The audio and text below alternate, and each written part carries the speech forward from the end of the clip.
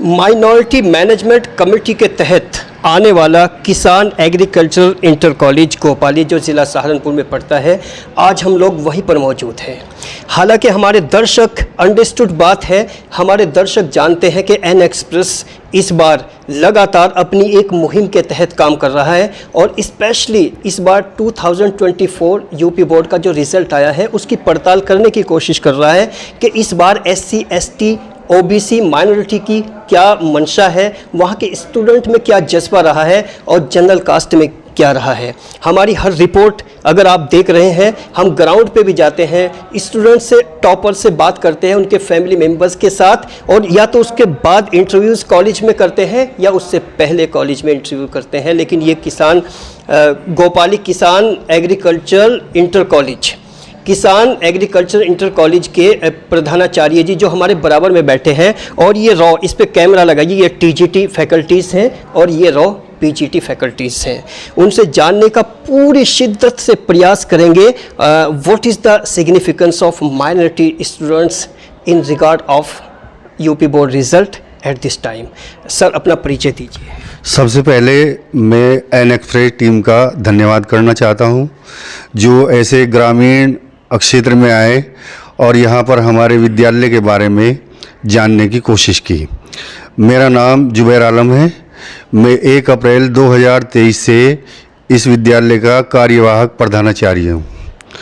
ये हमारे यहाँ जो अब की बार हाई स्कूल और इंटर का जो रिज़ल्ट रहा, पिछले साल से बहुत अच्छा रहा और बच्चे भी बहुत मेहनती और रहे और हमारे अध्यापकों ने बहुत ही लगन के साथ कार्य किया और जो पढ़ाई का जो कार्य है हमारे यहाँ बहुत अच्छा चला। हमारे यहाँ जो अच्छे रिजल्ट का जो श्रेय जाता है, सबसे पहले मैं अपने अध्यापकों को दूंगा।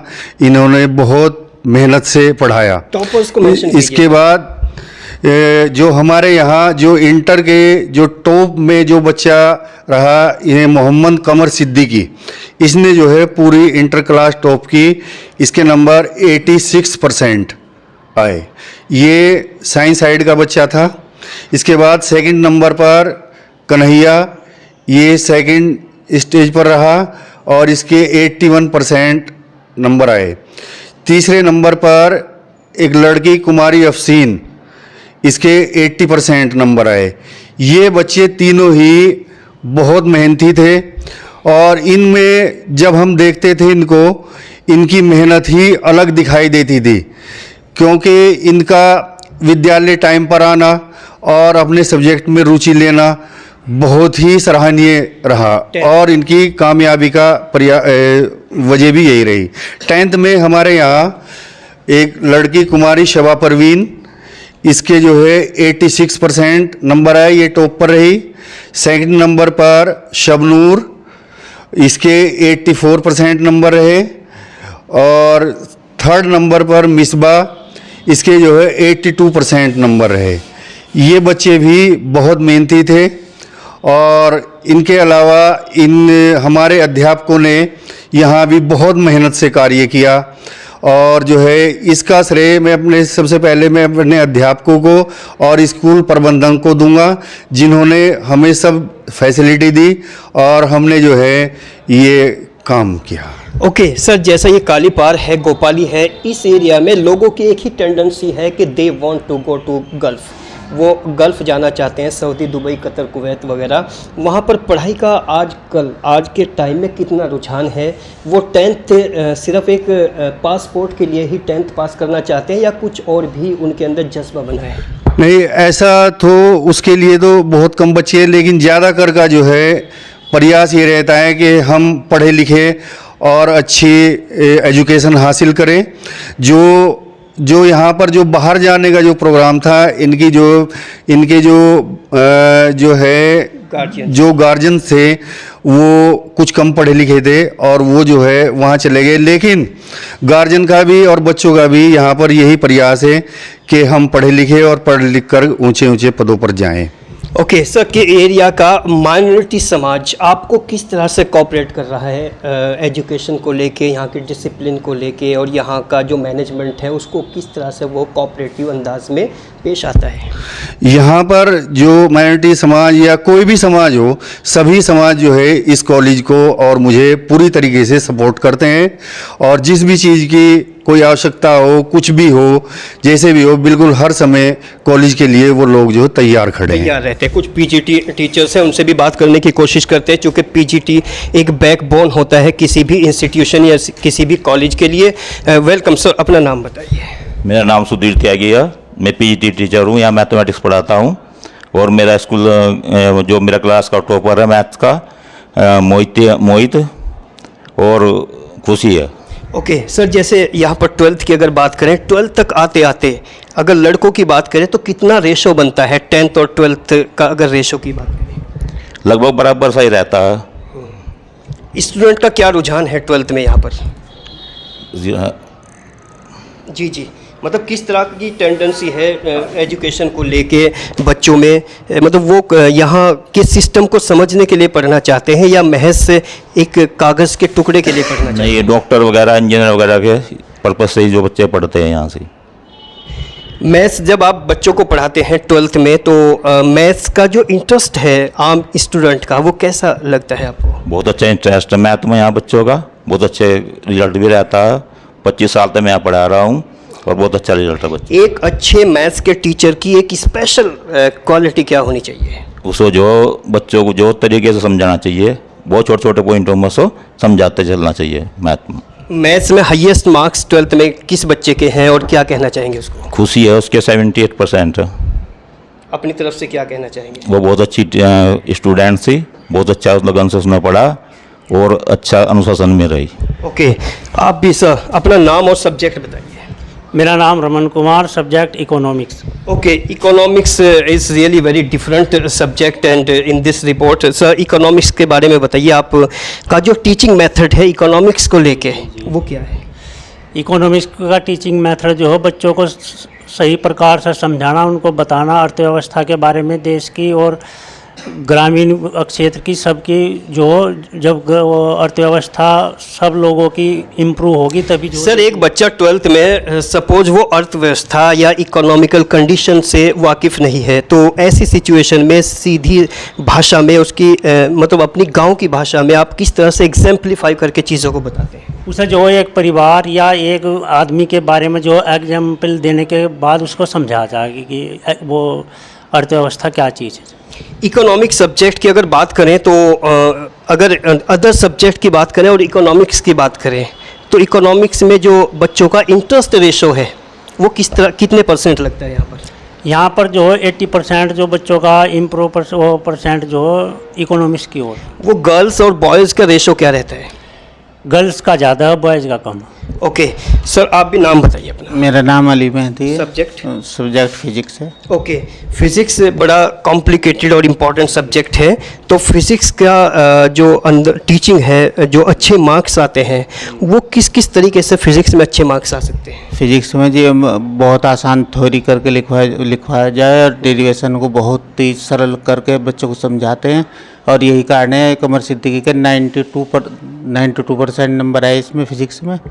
और जिन बच्चों की न्यूमेरिकल मेंटलिटी नहीं है, उनको न्यूमेरिकल मेंटलिटी को जनरेट करने में आप किस फॉर्मूले का इस्तेमाल करते हैं? ब्लैक बोर्ड पे बहुत ही सिंपल तरीके से समझाते हैं जी, क्लियर करते हैं। अगर कभी क्लास में आप बैठे हैं, कहीं उबाऊपन आप किसी स्टूडेंट में फील करते हैं, तो उस बोरिंगनेस, उस उबाऊपन को दूर करने का कोई नायाब तरीका बताइए। हमारे पढ़ाने में बहुत बच्चा बोर नहीं होता जी क्लास में कभी भी। यानी यहाँ की जो रीजनल सोच है उसमें ढल के पढ़ाते हैं आप? जी बिल्कुल, उनमें डूब के जी, कभी मेरे पीरियड में कोई बच्चा बोर नहीं हो सकता। अपने टॉपर को क्या विद इन 1 लाइन कहना चाहेंगे? अपने कमर सिद्दीकी का मेरे बहुत करीब रहा है, इंटरवल में होता था, उसमें भी वो अलग बैठ के कमरे में अपना पढ़ता रहता था। कभी मैंने जो होमवर्क दिया ऐसा नहीं हुआ जो मैंने अगले दिन उससे मालूम किया उसने कहीं हिचकिचाहट हुई है। जैसे 12th के बच्चे अब आपके लास्ट हैं, जाने वाले हैं, तो कोई ऐसा स्टूडेंट जिससे आप सेंटिमेंटली इमोशनली अटैच हुए हों और जाने के बाद आपको फील हुआ हो कि ये बच्चा वाकई एक ऐसा बच्चा है जो यहाँ इस वैक्यूम को नहीं भर पाएगा, कुछ ऐसा? ये कमर सिद्दीकी था और अफसीन, ये 2 बच्चे बहुत करीब थे। ओके, वो टीजीटी भी यहाँ पर बैठे, इनसे भी बात करते हैं। सर, अपना नाम और सब्जेक्ट बताइए। सर, मेरा नाम निर्मल कुमार है और मेरा सब्जेक्ट विज्ञान में। ठीक है। ओके, जैसा बच्चा 9th और 10th में आता है, साइंस की इतनी मैच्योरिटी नहीं होती, तो साइंस को पढ़ाने में आप किस तरह से अपने आप को पेश करते हैं बिफोर द स्टूडेंट्स?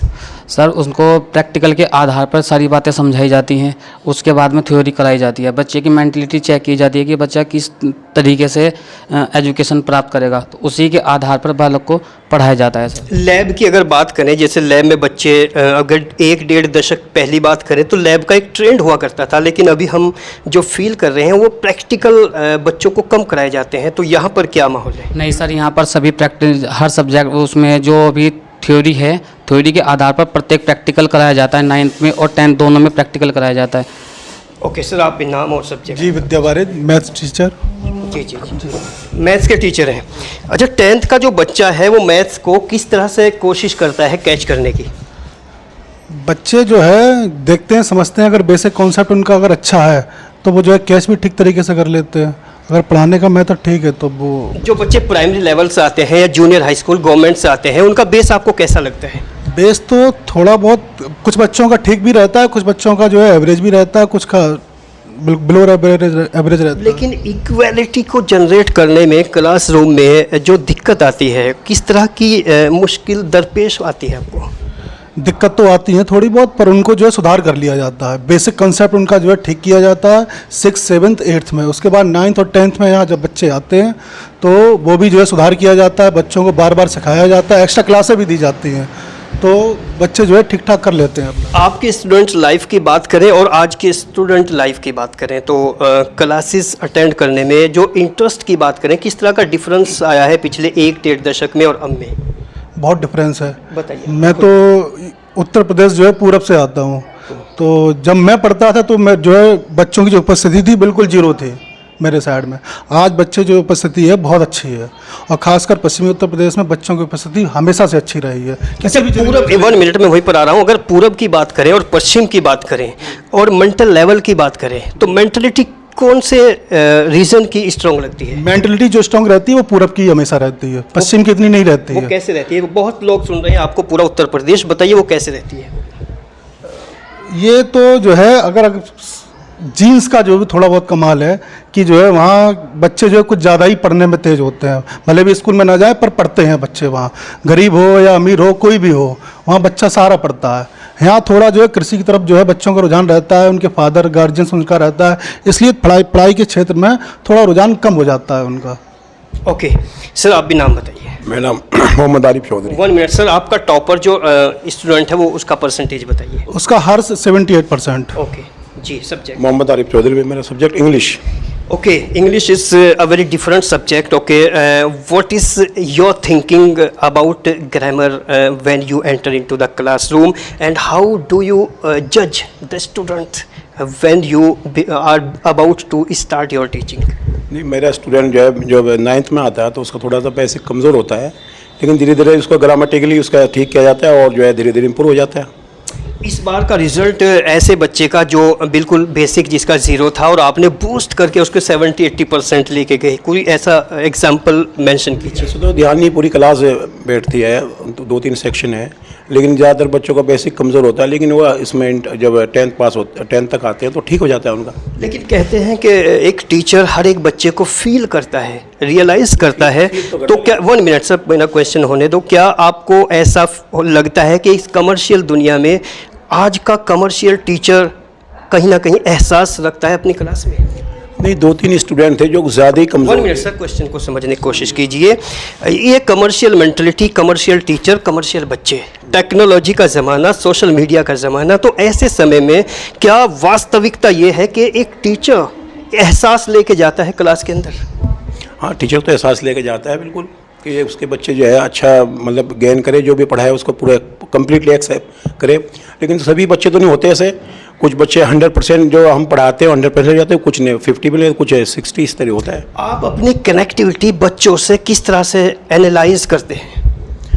बच्चों से जैसा बच्चा है इसका अकॉर्डिंग वैसे चलते हैं। बच्चे कुछ तो जो है क्लास में समझ लेते हैं, कुछ बच्चे ऐसा जो बिल्कुल समझाने पे भी नहीं समझ पाते सेंटेंस, उनको एक्स्ट्रा समझा देते हैं।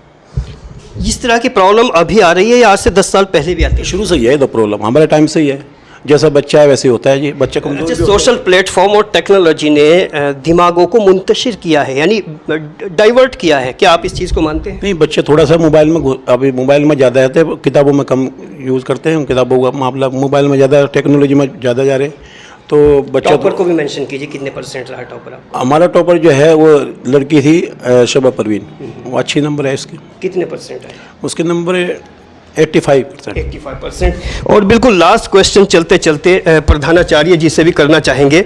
सर, बिल्कुल लास्ट में आप बताइए कि जो भी लोग आपको सुन रहे हैं, स्पेशली माइनॉरिटी समाज जितना आपको सुन रहा है और जो सिर्फ सऊदी दुबई जाने के लिए पढ़ते हैं, उनके लिए आपका स्पेशल क्या संदेश है और एजुकेशन वास्तव में होनी क्या चाहिए? मेरे लिए जो बच्चे, जो गार्जियन जो बाहर जाते हैं, उनके लिए एक संदेश है कि अपने बच्चों को मेहनत के साथ पढ़ाएं और इस तरीके से पढ़ाएं कि वो आगे चल कर के डॉक्टर, इंजीनियर और IAS, PCS में निकलें। क्योंकि इन कोर्सों में जाने में सबसे बड़ी समस्या जो जैसे 100% तो मैं नहीं कहूँगा, लेकिन जो है 80% बच्चे पैसे की वजह से रह जाते हैं ऊपर जाने के लिए। क्योंकि अब जो है हमें यही प्रयास करना होगा कि हमारे बच्चे जो है आगे जाएं और जो है वो अपना गोल जो है अचीव करें। धन्यवाद। मैं पूरी एन एक्सप्रेस की टीम का पुनः फिर धन्यवाद करना चाहता हूं। धन्यवाद। Okay, and education teaches us how to live in society. Education teaches us how should we enter into the system, because if we been chasing the money, this is not complete solution of life. Life का पूरा solution है किसी भी देश के system को समझना, उसके माहौल को समझना, उसके एडमिनिस्ट्रेशन को समझना और वहाँ का जो ग्राउंड ज़ीरो है उसको समझना।